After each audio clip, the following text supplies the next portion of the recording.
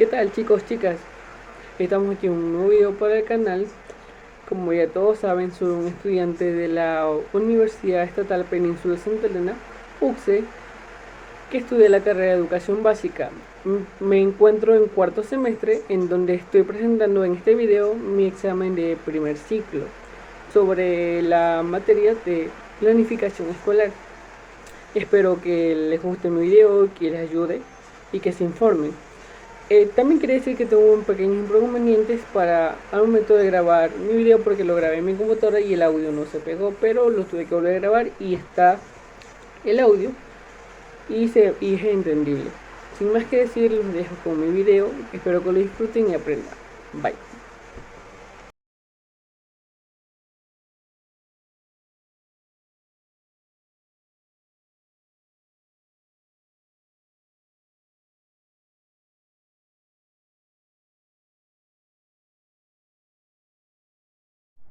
Empezaremos entrando con la organización escolar y la cultura empírica de la escuela.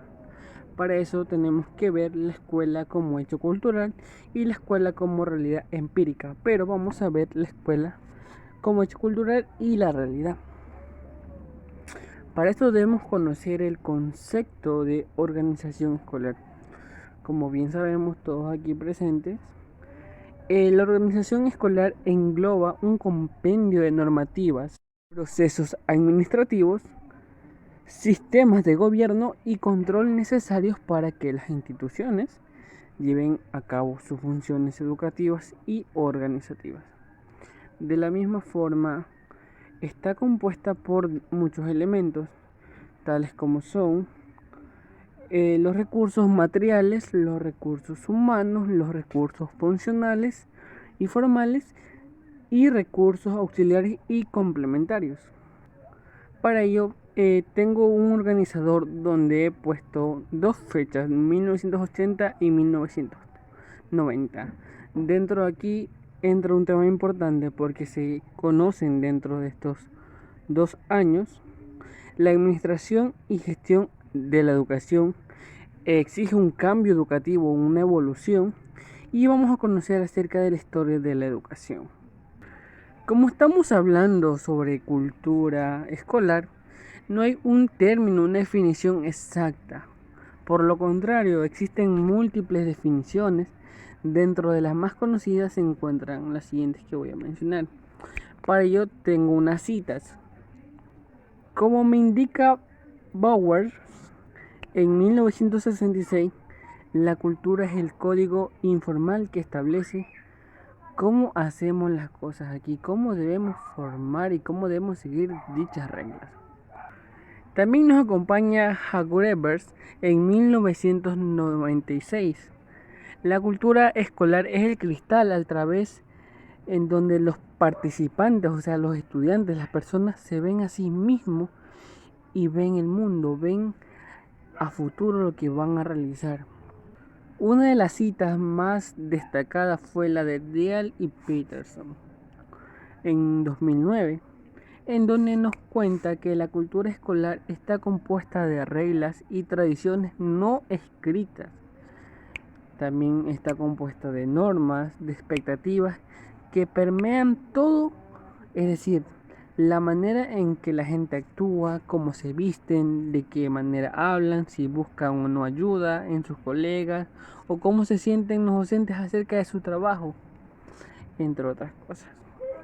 Y por último, James, en 1985, la cultura es una organización que puede ser pensada como un conjunto de directivas no escritas que informan que los miembros acerca de cómo actuar en ciertas situaciones.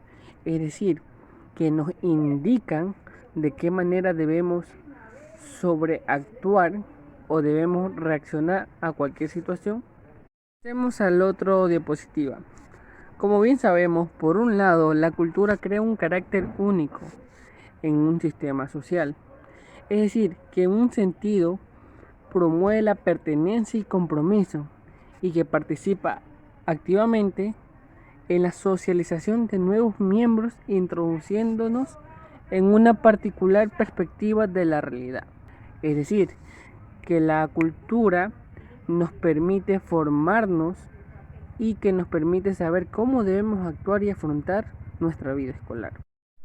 Siguiendo con los temas, pues entraremos a la genealogía de la escuela y cambios experimentados en su organización. Para eso quiero decir una frase que me llamó mucho la atención.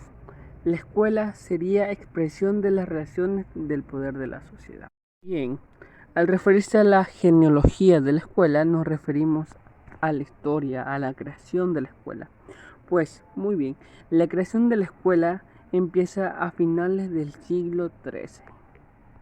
Dicha información lo saqué del autor Aries, un gran seguidor de Michel Foucault.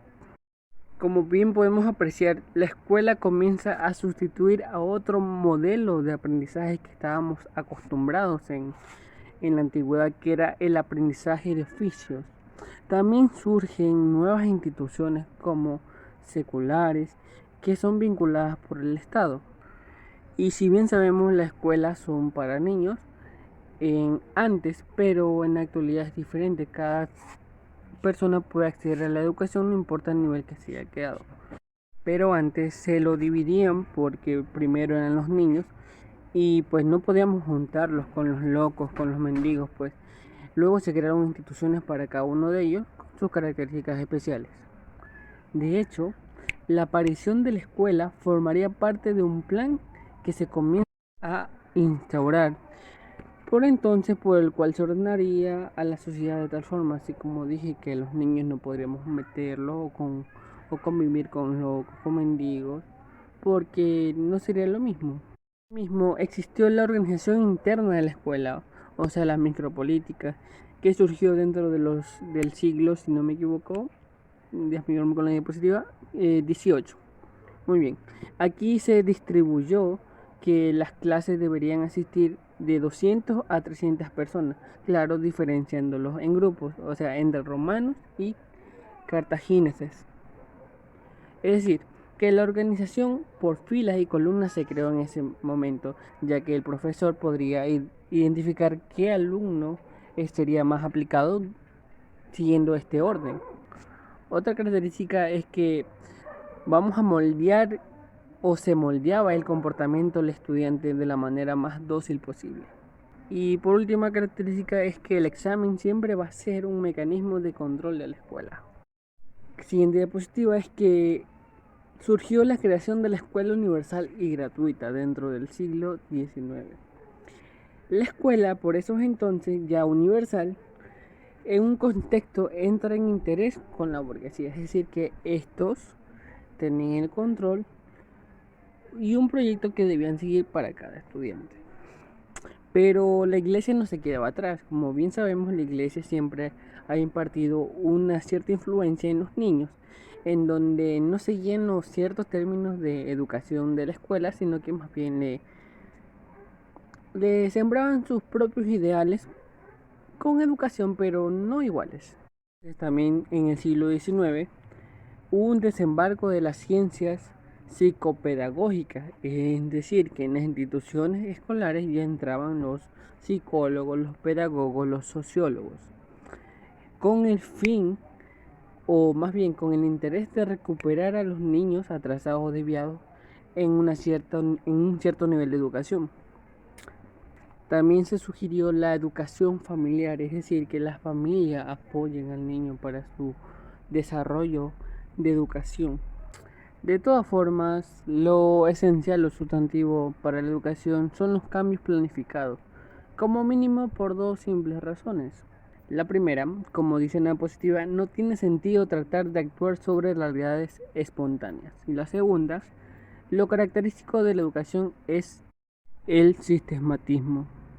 Sin embargo, la mejora educativa aparece como un reto, es decir, en donde se plantean nuevos centros en el sistema educativo, como son nuevos propósitos y metodologías que a menudo son distintos y que pueden llegar a fracaso, pero con un fracaso se puede mejorar, de tal manera que nos permitirá seguir avanzando y fortaleciendo los lazos entre el sistema y los centros educativos. Siguiendo con el otro tema acerca de la organización y cultura material de la escuela, en donde entran los espacios, el tiempo, el orden y las disciplinas. Como ya sabemos, la organización escolar es un conjunto de actividades que realiza el personal en diferentes áreas durante la jornada escolar. Ahora entremos en lo que nos interesa, en el espacio escolar. La clave de aquí es la creatividad, en donde nos podemos ayudar a sacar provecho de nuestro propio entorno, como son los pasillos, los rincones, las escaleras, los patios, el jardín donde nosotros trabajamos, en el recreo.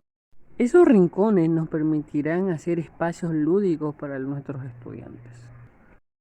Ahora tenemos el tiempo escolar, que podemos representarlo por una pirámide invertida, que en la punta superior tenemos las unidades, o sea, el tiempo, o sea, los días en total y las horas clase. En el centro podemos colocar el tiempo asignado, o sea, las actividades curriculares. Y en el vértice invertido podemos colocar el tiempo de compromiso que nosotros tenemos para que tengamos un buen rol de aprendizaje hacia los niños.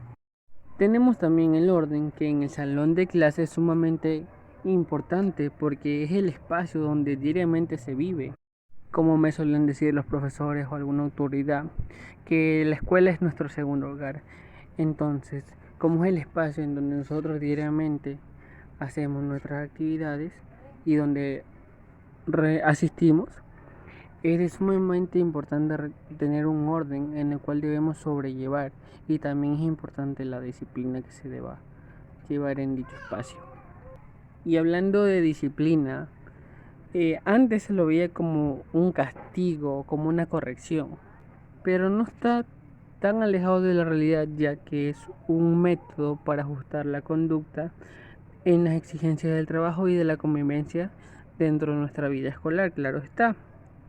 Pero como dije, no lo veamos como un castigo hacia el estudiante, más bien veámoslo como un rol que se debe cumplir para que el estudiante cumpla con sus obligaciones. Ahora entremos a otro tema. ¿Cómo son los agentes y programas curriculares? Prácticamente es una fase del hecho educativo en donde cumple la función que radica en la creación de un ambiente nato para llevar a cabo el proceso educativo. Visto desde otro punto de vista, es que son planificaciones de oportunidades de aprendizaje, que para que dichas planificaciones produzcan cambios de conducta debemos escoger el ambiente en el que vamos a trabajar para que se lleve a cabo lo que se quiere lograr. ¿Y cómo se va a lograr? Claro está. Para lograr dicho proceso educativo interfieren una serie de agentes, en donde encontraremos a los supervisores. Los supervisores son los que ayudan al desarrollo del proceso curricular, en donde su única función es el mejoramiento de las fases y elementos de una manera técnica administrativa.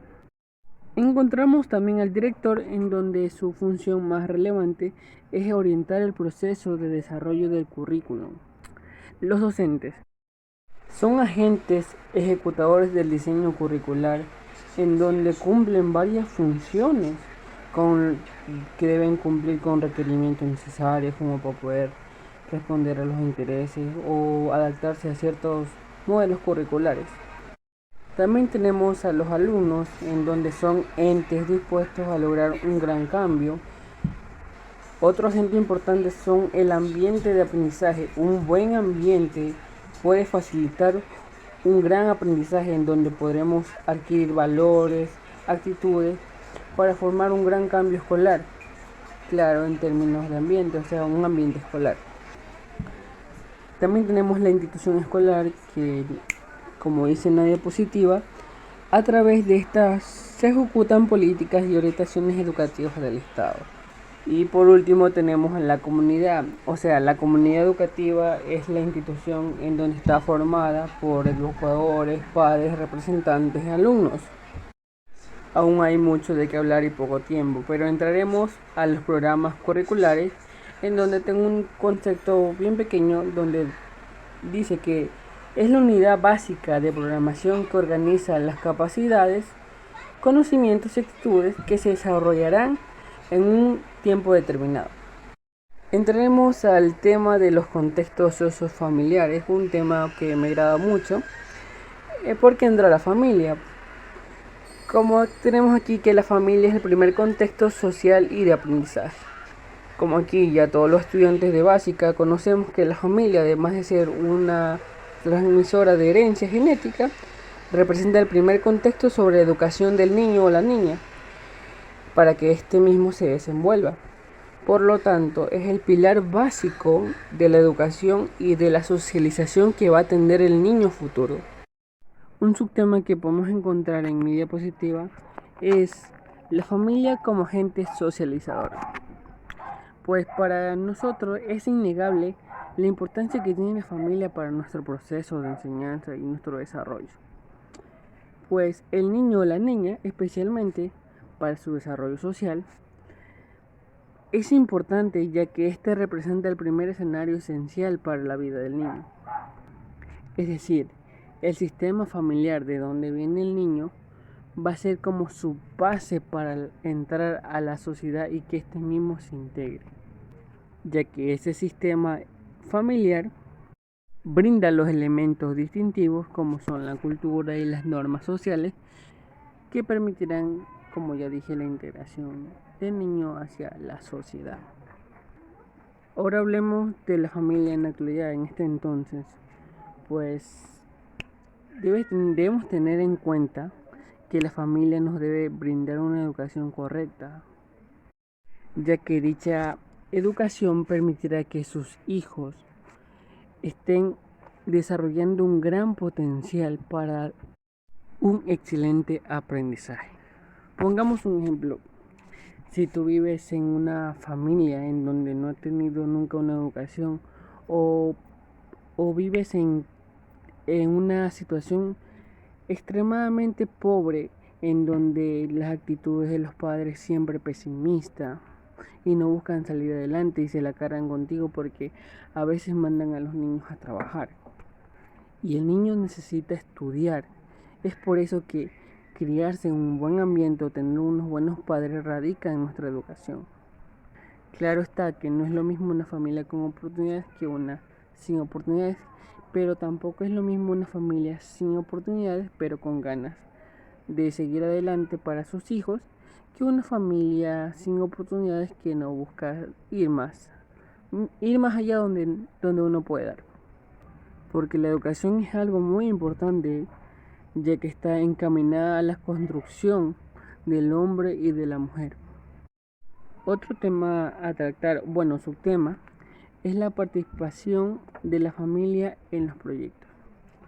Si los padres no intervienen en la educación del niño, no siguen un cierto orden de lo que hace el niño, por decir, subir sus notas, porque existen padres que prácticamente mandan a sus hijos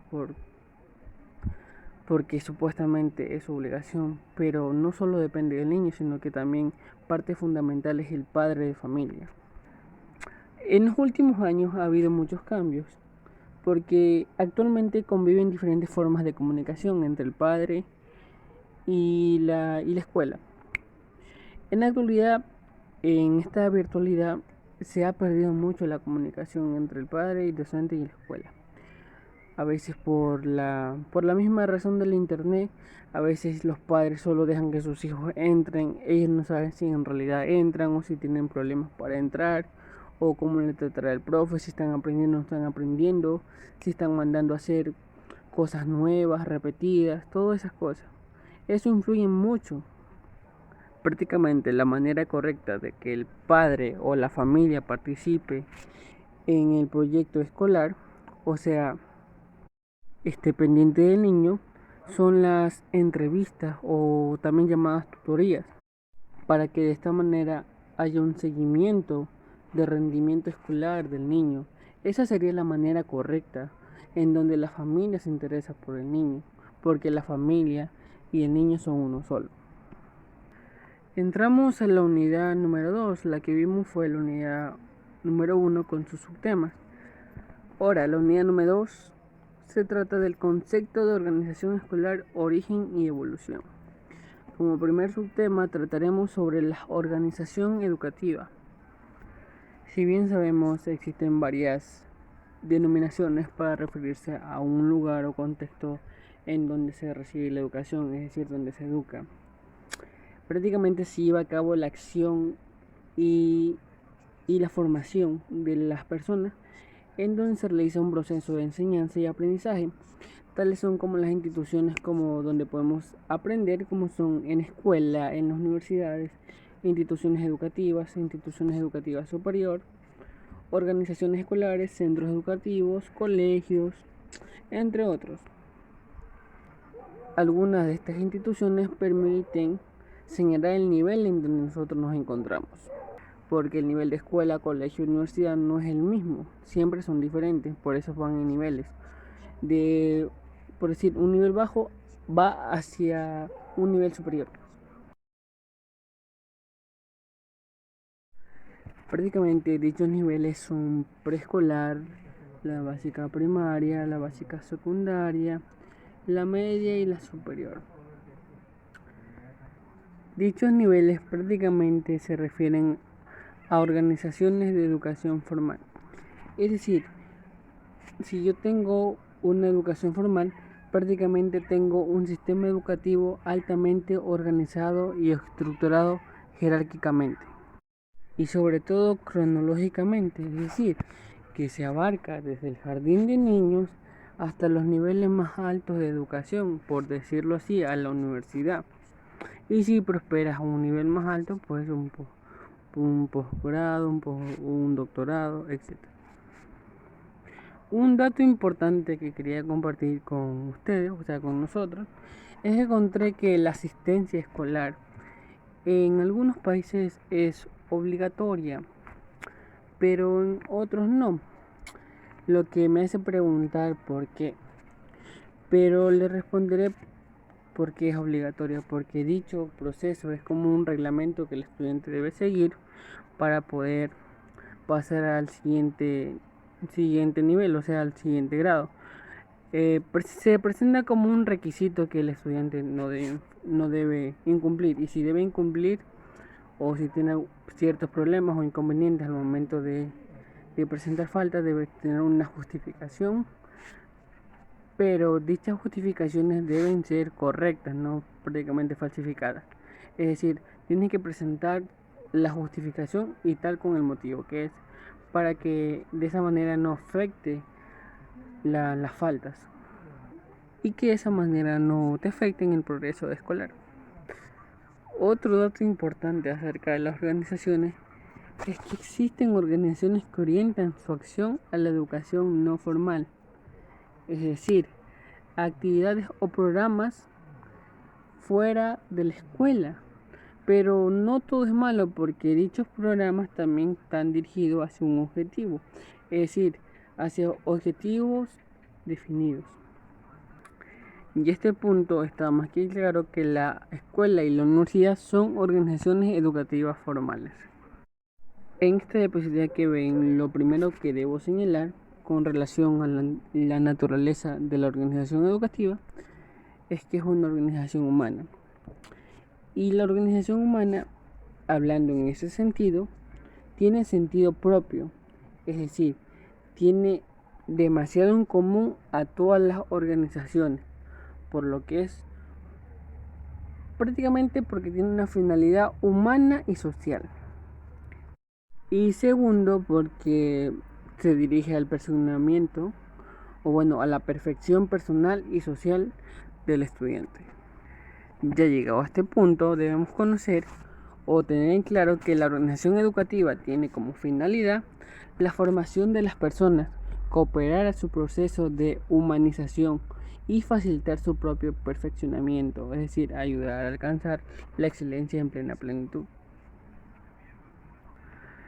Y así es que la organización educativa es el medio a través del cual se posibilita la actuación educativa, que la educación o actuación educativa se basa en la enseñanza y en la formación.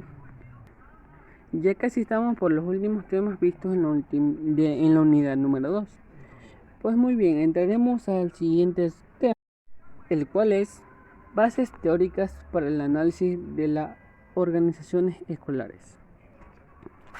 Desde un punto de vista educativo, existen diferentes elementos que intervienen en la realidad escolar.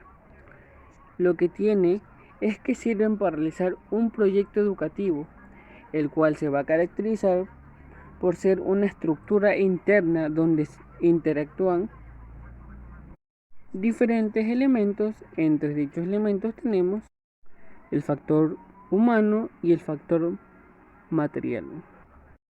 Pues al hablar de realidad escolar se hace énfasis al concepto de la escuela, es decir, a un espacio de aprendizaje sistemático, en donde la organización escolar va a ayudar a analizar y comprender las realidades tanto formal como no formal, siempre y cuando exista un proceso sistemático de aprendizaje.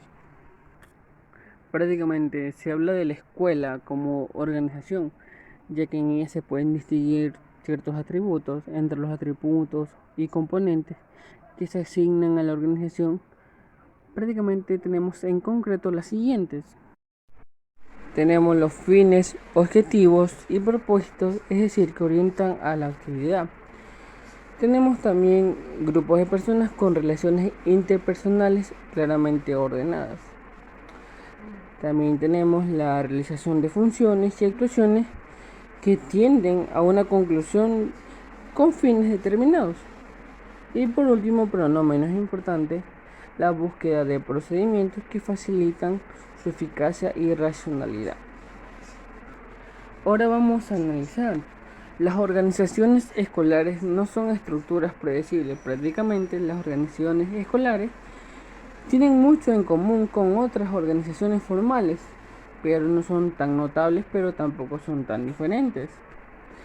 Prácticamente tienen una estructura jerárquica y un sistema de relaciones informales, en donde sus funciones son ambiguas, difusas, en unas ocasiones son complejas y a veces contradictorias, que es lo más difícil. Y por último, para terminar con este hermoso video del examen, tenemos como último tema visto en la clase las metáforas, que quiere decir una vía posible para comprender y explicar las organizaciones escolares y la dirección de centros. Como podemos ver, tengo una diapositiva que saqué de la participación de uno de mis compañeros cuando se presentaron en grupo, en donde podemos ver que la metáfora se refiere a algo tomando en cuenta una característica o cualidad similar, es decir, que comparte una cosa con otra, pero totalmente distinta. Y sobre todo tenemos otra vez con la organización escolar, que prácticamente es lo que venimos hablando durante toda esta unidad. Aquí tenemos en la organización escolar es un estudio científico para conseguir una adecuada disposición de elementos que interactúan en un centro escolar. Eso ya lo hemos visto en otras explicaciones que he dado anteriormente hace unos minutos. El contexto de las metáforas en los contextos organizativos nos sirven de mucha ayuda a nosotros, porque resultan ser muy interesantes, o sea, son enfoques muy interesantes que pueden ayudar a descubrir teorías implícitas que formarán parte de la cultura de las escuelas, que también formarán parte de nuestros estudiantes para su desarrollo en su vida escolar.